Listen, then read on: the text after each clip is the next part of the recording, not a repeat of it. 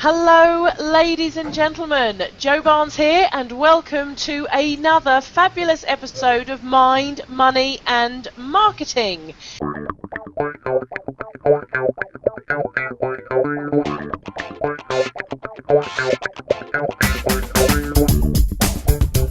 Now today I have a super special guest on the call. I'm really excited to speak to him, and it's somebody that I'm guessing you've probably heard about in your travels online because he's pretty famous. He's a bit of a celebrity. So we are joined by the fantastic Rand Fishkin, who you are going to know from SEO Moz, or I think it's moz.com now, and I am going to be grilling Rand all about SEO and how it affects us and all the different things, and of course Whiteboard Friday and all the things that he teaches us every Friday. So I would like to welcome and say hello to Rand. Hello. Hi Joe, thank you so much for having me on the program. Wonderful to see you, and I believe you are in Seattle at the moment. You're over in Seattle right now? I've got my blinds closed, but you could see the city behind me if it wasn't that. Does it rain all the time in Seattle? I got that off Sleepless in Seattle. I'm sorry, I've never been there myself. Does it rain?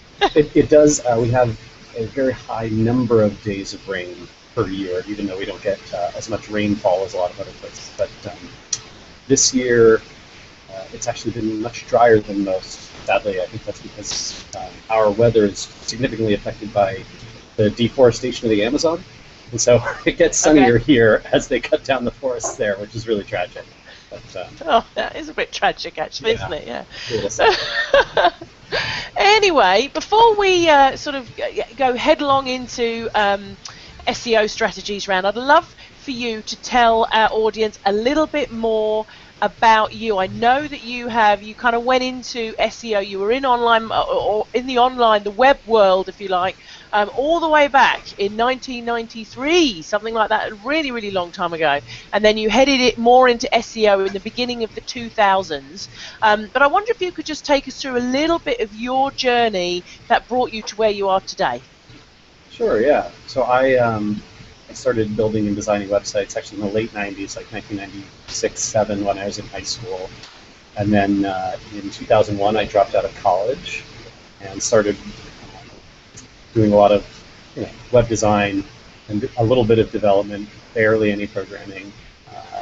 I did some usability consulting for a little bit, and that eventually morphed into doing SEO. I think I started doing a little bit of SEO early 2003, and in 2004 started the SEO Moz blog, and that started taking off, and so our consulting business switched from mostly designing websites and building websites to SEO consulting, and that was the primary business in 05 and 06. And then in 2007, we launched our software subscription suite, and that's when we took some venture capital investment, and we've been growing ever since. So I think we were 6 people in 2007, and today there's a little over 130 Mozers in Seattle, Washington, and Portland, Oregon.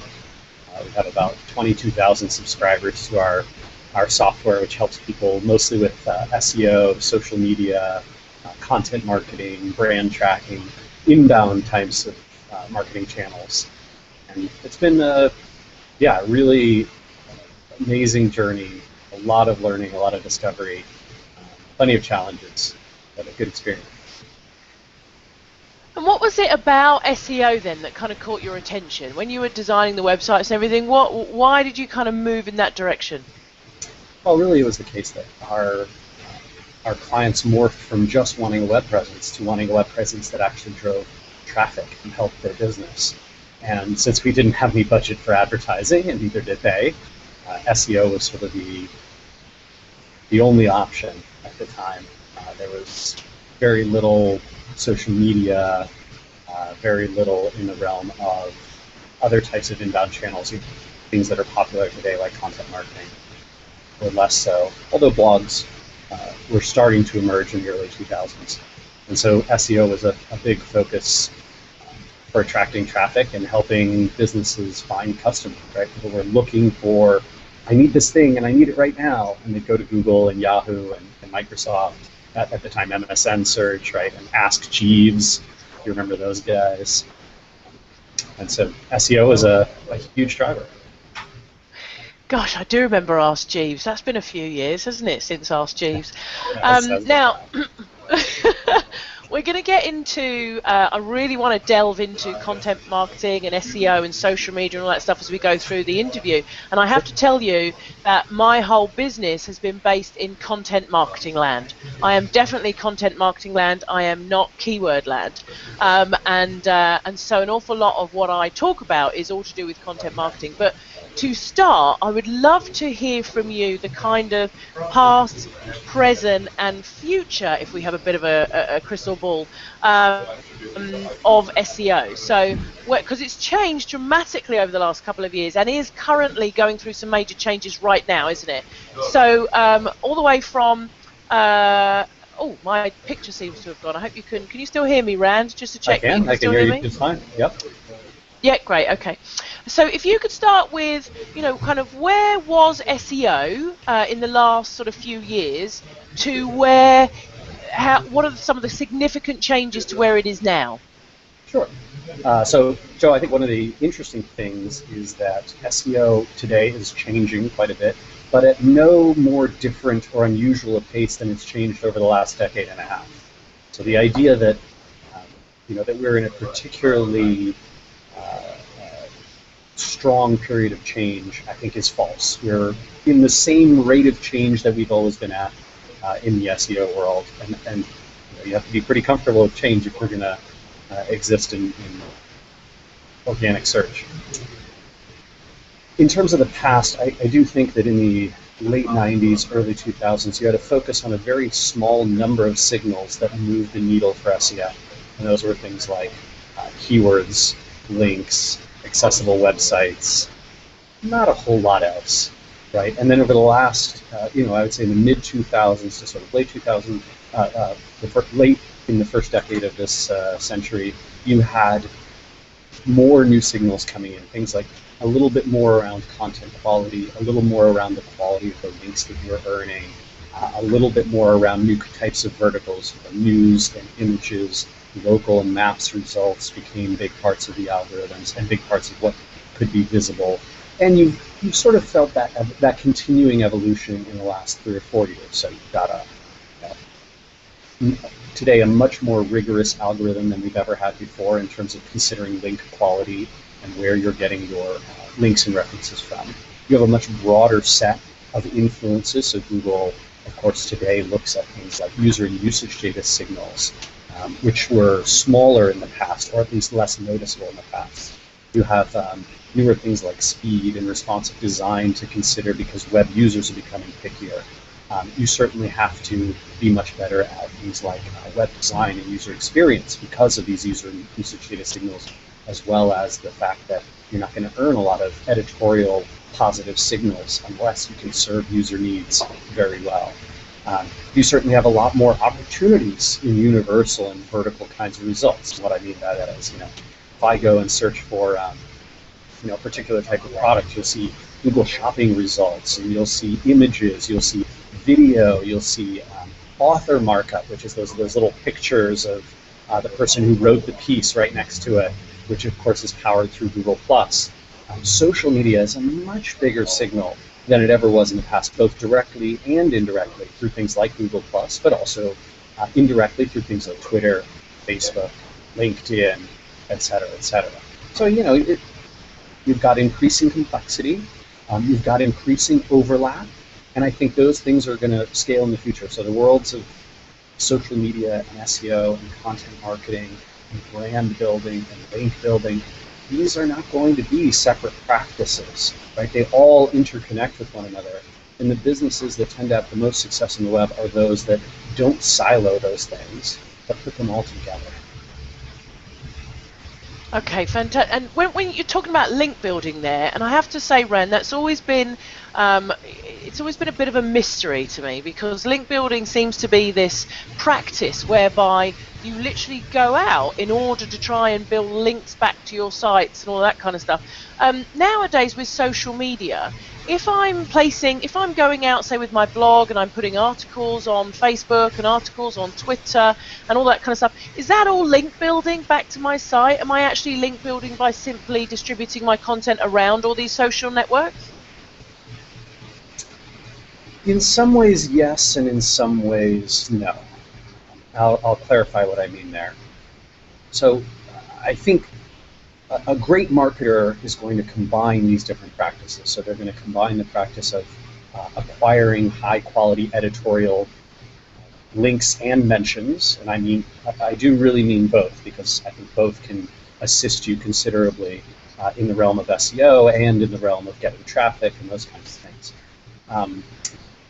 But it wouldn't be, it's not like link building was in the late 90s, early 2000s, where I don't care whoever sees this link, I don't care who clicks on it, I don't care if it's an editorial endorsement or just a link that I've kind of drove by and spammed someone and left on a page. Google has become much more sophisticated, and Bing as well, much more sophisticated about analyzing the sources of those. And so it really is the case that you have to be earning your links, not sort of proactively building them. And so while link earning is still an important part of SEO, and an important part of brand building, an important part of traffic earning on the web, it's not the case that you're going and doing that classic kind of aggressive link building. Social media is certainly a great way to expose your content to an audience that is likely to potentially link to it, mention it, share it on their networks, help amplify its reach. And so I certainly urge marketers of all stripes to do those things, right? To produce content that influencers and people who will help amplify the message will actually care about. It will help you spread far and wide. And that will certainly, if you're doing at least your basic block and tackle of SEO right, in terms of I'm targeting terms and phrases that people care about and are searching for, I'm making my site accessible to the search engines, and making sure that I don't have issues like duplicate content or a bunch of different URLs that point to various versions of the same thing. If you're doing those things right, then all of your efforts are helping each of those channels, right? And you build a flywheel over time too, because every time you produce something of great value and it earns these links and other kinds of signals that will help it, next time it gets easier and easier. Social media is one of my favorite examples of that, because think about Twitter. Every time I go and I share something on Twitter that earns a lot of retweets and a lot of attention, I get more followers. Now the next time I go to share something new, people remember that I shared something good last time, and they follow me now, and more of those people are going to retweet me. And so this process just gets easier and easier over time, but it's really hard to start. I think getting that flywheel pushed at the beginning is the toughest part. And what would you actually say would be some steps that people could take to start to push that flywheel? It's just elbow grease, right? I mean, you have to try.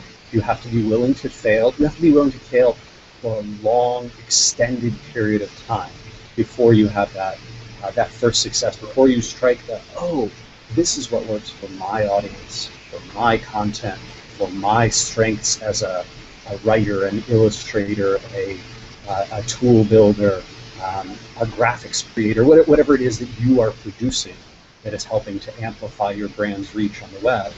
You have to find that strength. And that often means months, even years of investing without success. A lot of the time we have this false impression that the people who do a really good job in this field are those who have some special skill, some special talent that we don't have. That's not really the case. A lot of the time it's just they put in the time. I love that. That's such a great quote. You have to be willing to fail for a long, extended time.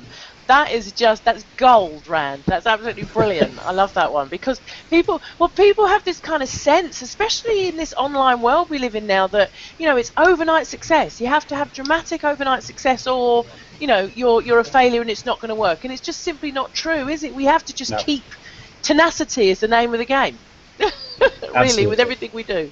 Particularly in the realm of things like content marketing and SEO and social media, right? I mean, there's just, if you are identifying a bunch of what you think are overnight success stories, you're almost certainly getting wrong biases. and taking away wrong signals. What's almost always the case is that someone's put in a lot of years of effort to earn that position, and this is merely the first time that you're seeing and being exposed to the success. Fantastic. So talking about content marketing, and you did a Whiteboard Friday a while ago now on content marketing versus keyword marketing. And you've just obviously spoken here, and we're talking about actually the best marriage is to really incorporate both into your business, is to be doing your content marketing, but also employing that keyword marketing in with that. Yeah. Well, otherwise, yeah. I mean, otherwise you get into this realm where you say, hey, I'm gonna do content marketing, but if I don't use the best practices of SEO, that content doesn't have a long-term opportunity to succeed. I think the most beautiful forms of content marketing are when you take something that is a great idea, that's interesting to a large group of people, or even a small group of people, but a small group of influential people, and you put that out and you earn the amplification and the shares that help you to rank well in search engines, which then mean that for years to come, people who are searching for that content, that answer, find your resource, and you build your brand every time, on an ongoing basis. That's the true power of connecting these channels. And if you don't do that, you don't connect up SEO with your social efforts and your link and mention earning efforts, your branding and PR efforts, your content efforts, you're missing a massive opportunity, and someone else is going to take that opportunity from you because someone else is always ranking. So what you're talking about here are social signals? Is that what you're saying? This amplification and the mentions and all that? Are these social signals that we've heard Matt Cutts talk about? Well, so yeah, I would be.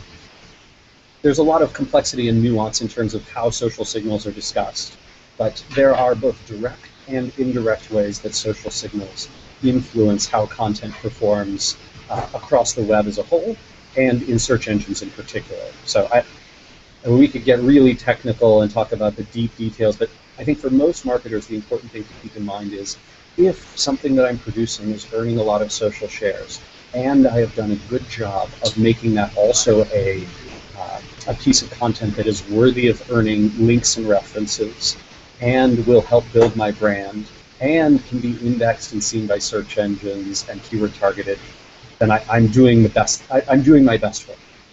And if you're missing some of those elements, you're probably missing opportunity too. Okay. All right. So, Google. One of Google's. I mean, a little knowledge is a dangerous thing here, Rand. I just warn you of that. A little knowledge. Okay. Yeah.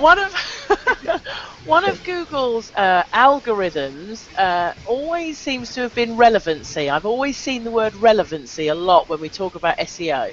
Sure. And recently I watched a video on YouTube, and Matt Cutts was talking about influence, and that in the future, as Google grows, it will tend to favor, the rankings will favor people that have more influence. And how do you know how they're going to kind of measure that? I mean, is it going to be through Google Plus, do we think, moving forward, the amount of people who've got you in circles? Are they going to measure it through Facebook, Twitter? Do you know how?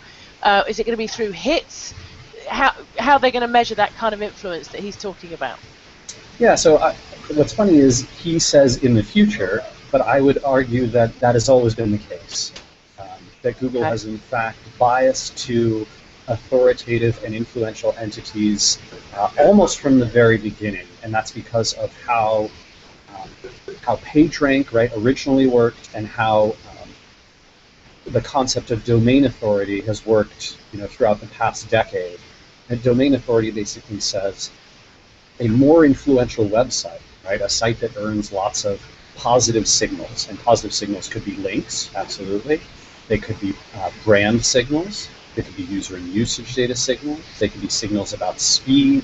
Could be signals about things like bounce rate and time on site in proportion to other things. Pogo sticking, people who visit a site and then come right back to the search results because they clearly had a poor experience there. All of those types of signals have biased towards this kind of concept of domain authority. This domain is more authoritative than this other domain, and so therefore when we Google see content on these two different domains, we're going to bias to the one that is more authoritative, even if it doesn't have the better keyword targeting, the better individual links to that particular page. And you can see this with sites like Amazon and Wikipedia and Yelp, and those types of sites that you consistently see in the top 10 over and over again. They're benefiting from that domain authority system. So I think in the future, Google will continue to use those signals of the past, and they'll also expand them with future kinds of signals, social media signals certainly being one. Google Plus, I'm sure they will leverage in some ways. They may leverage them only for logged in users, but that's 50-60% of us already anyway. And they may leverage them even for logged out users as well.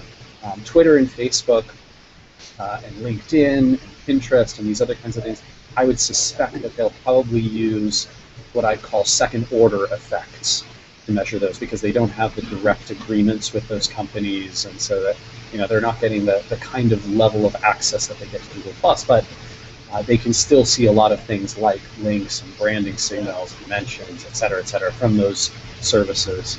And so those are going to be influencing indirectly. And talking about keywords, what's up with this whole kind of change in that we're not going to be able, because if keywords are so important to us as marketers, being able to understand what people are searching for, what's going on with this whole kind of Google aren't going to allow you to search for keywords or find keywords anymore? What's all that about? What's going to happen with that? Yeah, so I think we might be conflating two different things here. So Google has basically said we're going to remove keyword referral data, so you won't be able to see what someone searched for before they came to your website from Google. What they're not saying is we'll remove the ability to do keyword research from our advertising platform, AdWords, which is classically how most marketers that think about keywords have gone and done keyword research. And I think certainly not provided, right, which is what Google's doing with all the keyword referral data, significantly hurts marketers. It's an anti-competitive move. It's hard to argue it's Google doing anything but evil, but sometimes you just got to deal with a little bit of evil. The ability to do keyword research still does exist. We're just going to have to think a little bit broader. We're going to have to be more experimental. It's going to be harder to see our success as directly as we did before, right? We won't be able to say, hey, I rank #1 for this keyword term, and it sent me this many visits, and those visits turned into this much value for my business. That was a beautiful thing to be able to track as directly as we did track it. We won't be able to do that anymore, and so it becomes a little bit less of a measurable channel, which is kind of like social media and content marketing, which are also difficult to measure the direct impact of those. And so, to a certain extent, we have to build leading indicators as metrics, and then try and track those leading indicators and the correlation they have with our KPIs, and do a little bit of magic sometimes in there, especially for us smaller sites and smaller brands. It's more difficult, but I don't think this removes the value of doing those things. It actually, in some ways, makes it more compelling, because our competitors are going to have a tough time measuring those things too. And so if we invest in these serendipitous channels, we can earn outsized returns. Just a challenge to make us all a bit more creative, I guess. Yeah. And it sort of goes against Google's mission, which I really hate, right? That they say, right, that one of their core values is transparency, and their mission is about organizing the world's information. This is really a move that takes those things away. And they argue that they're taking away this data because of privacy, but it was a couple months ago, right? You can see the NSA is getting this data anyway. They're just pulling it at the ISP layer before Google encrypts it, and so it's not protecting anyone's privacy. It's just Google preventing their competitors from getting this data, particularly in the keyword retargeting market, which is really, really frustrating. I wish they'd at least be honest about why they're doing it. Yeah. Oh, that's a great shame. It's a shame for marketers, but you know these things happen. So just follow moz.com, guys, and Rand will tell you what to do.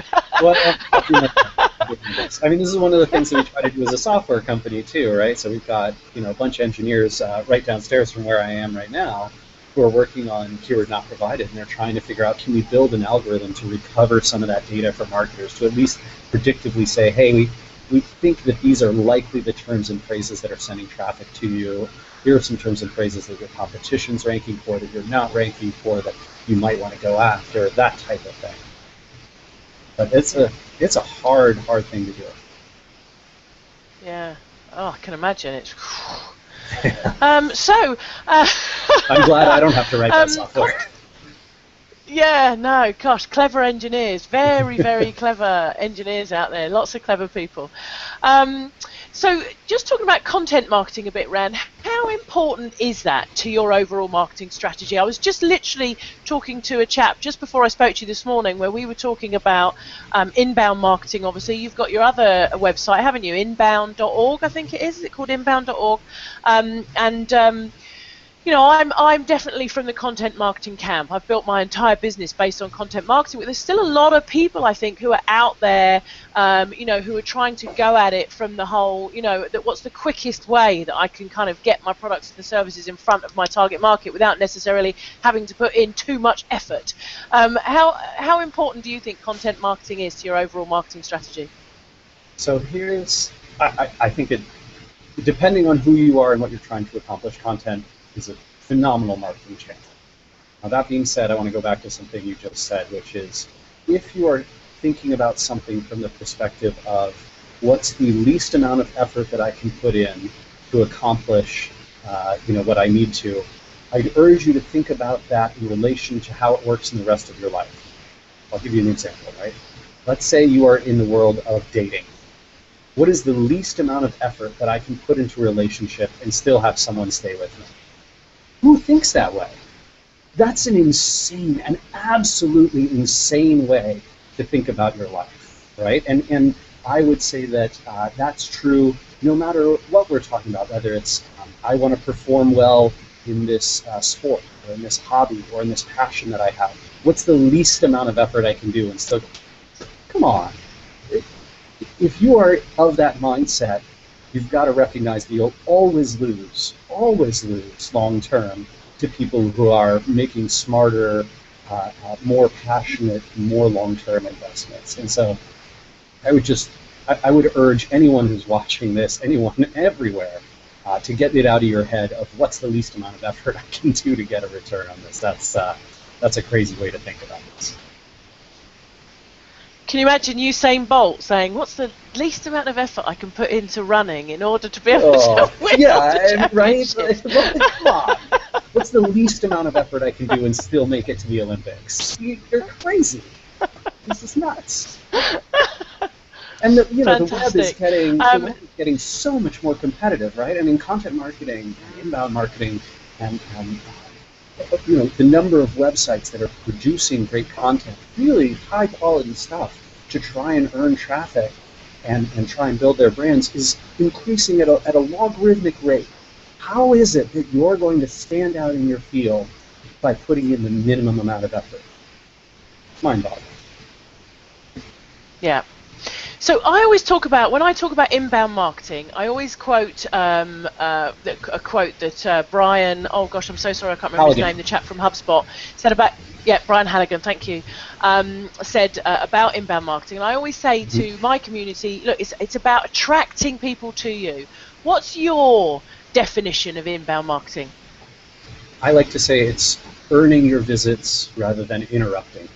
Right? It's earning an audience rather than interrupting an audience. And so whenever I phrase inbound, it's always, inbound is the channels where I am appearing to you at the time when you have an interest or a passion or you're performing a search. And interruption is I am stopping you from doing something you wanted to do in order to spam or present you with some message that you might not care about right now. Right? So interruption almost always, a lot of forms of advertising, a lot of forms of email spam, a lot of forms of search spam, right, and web spam, and irrelevant paid search, and interrupted marketing of all kinds. And inbound marketing is channels like SEO, social media, right? There's nobody who, you're not going to follow someone on Twitter if they are spamming you with crappy interrupted messages, right? You follow them because they have something interesting to say. You fan a Facebook page because they have something interesting to say and you care about what they're saying. And so all of those opt-in permission marketing kinds of practices fit into the inbound realm for me. It's interesting actually, because Facebook advertising has always been, for everybody I've learned Facebook advertising from, and I've even heard myself say it in fact, there's always been a case of saying you're interrupting somebody's pattern by putting up a great image or a great message. What you're trying to do on Facebook is essentially interrupt somebody's pattern so that they do pay attention to your advert. Is there a way to mix the two? Can you do advertising with that kind of inbound marketing thought process? Absolutely. So if you are thinking about how can I help this person who is currently on Facebook, how can I make their experience better, how can I make them happy that they experienced what I shared with them, I think that's a very, very challenging thing to do in forms of social media advertising. I have seen a few examples, a very, very limited set of examples. Those tend to be the ones that are extremely well targeted, extremely well written, very, very content and context sensitive. So a good example is I've seen a few promoted tweets that happened while I was searching a conference or an event hashtag. And those promoted tweets were particularly relevant to the event that I was at, right? They were saying, hey, come check out a list of all of the SlideShare presentations from the speakers sponsored by so-and-so. And I thought, oh, that's really nice of them to aggregate all of those links for me and to have this great page that I kind of needed anyway because I happen to be at the event. That's useful. But if you are interrupting without adding value, you're spamming me. Yeah. So funny, actually. I was literally, this interview I was just doing before you, where I was actually being interviewed, I quoted from Jay Baer's, he has a book, Utility, and he talks about being useful. You've just said those words, being useful to your community, so important. Certainly, and being respectful, right? Okay. Empathizing. Yeah. Absolutely. Yeah, you're talking to people, aren't you? At the end of the day, whatever kind of marketing you're doing, the fact is you are talking to people, and the more that you can actually talk to people and communicate your message, then in a non-aggressive and communicative, engaging is the term way, then the more success you're going to have. Rand, we're heading out of time, so before we do go, I just want to ask you, what would you say would be the first steps people could take to improve their SEO efforts from right now? Yeah, so I would start with a few things. I'd start by asking the question around marketing strategy and where SEO potentially fits into your marketing strategy. So is it the case that there are a large number of people, or even a small number, who are searching for exactly the product or service that you offer? Or is it the case that your audience maybe isn't searching for that product or service, but is searching for content and answers to questions that would lead them to, or would lead to you capturing their attention, their awareness, and building your brand, right? So maybe they'll never perform a query for exactly the product you have, but maybe they're searching around your area that indicates that's a target for you, or they're the people who influence your audience. And if you can capture those folks with search, that's a very powerful channel. Then go to the next step of, all right, what are those keywords, terms, phrases that people are going after? What's the content that I can produce that really answers their question and that provides an insane amount of value? And not just answers the question, but also, if someone were to land on this page that I'm going to build, what would I do that would make a large percent of them want to share that? How is it that 9 out of 10 people would think, wow, that was really great, I should share it with somebody? Twitter, Facebook, my friend, my cousin who I should email. If you can get those things right, now you can start to build the content that targets those keywords, that's also relevant for your social audiences, that also helps you with content marketing. Now you've really connected up those channels. And then I'd urge you to develop the metrics to be able to monitor this. So something like a Google Analytics, or this is somewhat self-serving, but Moz Analytics, which is our product, you can try to measure those channels and how they're having impact for you, and then you can keep investing in the ones that are having a high return.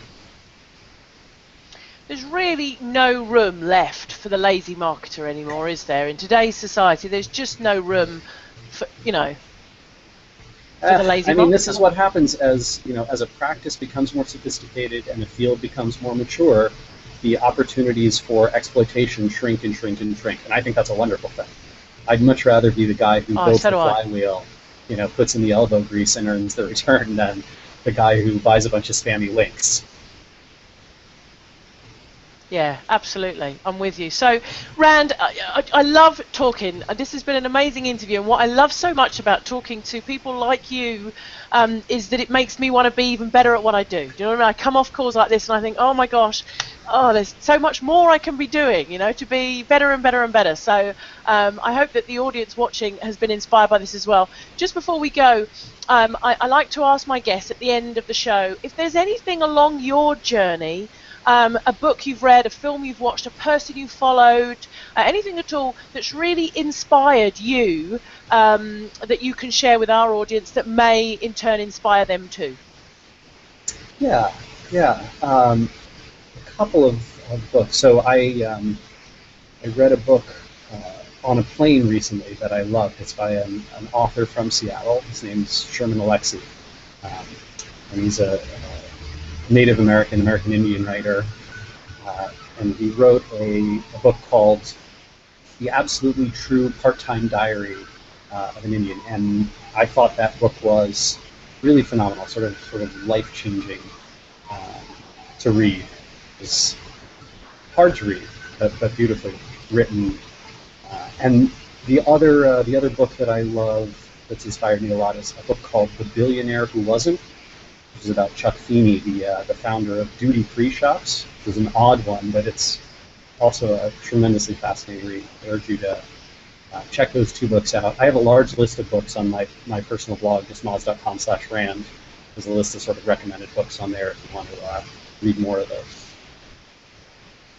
Lovely, thank you. I'll put the links, actually. This video is going to be on the blog, so I'll be putting the links below this, obviously also to moz.com, also inbound.org, which is another of Rand's site. And I don't know if you know this, but Rand was also the co-author of a book called The Art of SEO. Is that's still available to purchase on Amazon, correct, Rand?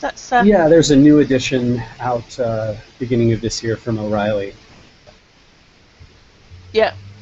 Great. So I'll be putting all those links anyway below this video. I urge you as well to go and find Rand on the social networks and follow him, because he posts some really interesting stuff as well over on Google. That's where I'm on Facebook or Google Plus mainly, so I find some really interesting stuff. I looked at a fabulous cartoon recently which I shared around Google Plus, which gives you an insight into how Rand likes to live his life. Lots of other questions, but we've run out of time. But Rand, it's been awesome talking to you. Thank you so much for your time today, and thank you for such an inspiring chat and inspiring messages that you've given us today. My pleasure, Joe. Thanks for having me. Take care. Take care. Thank you, guys, and I'll see you next week for another episode of Mind, Money, and Marketing. Have a fantastic week. Get out there and make it happen. See you soon.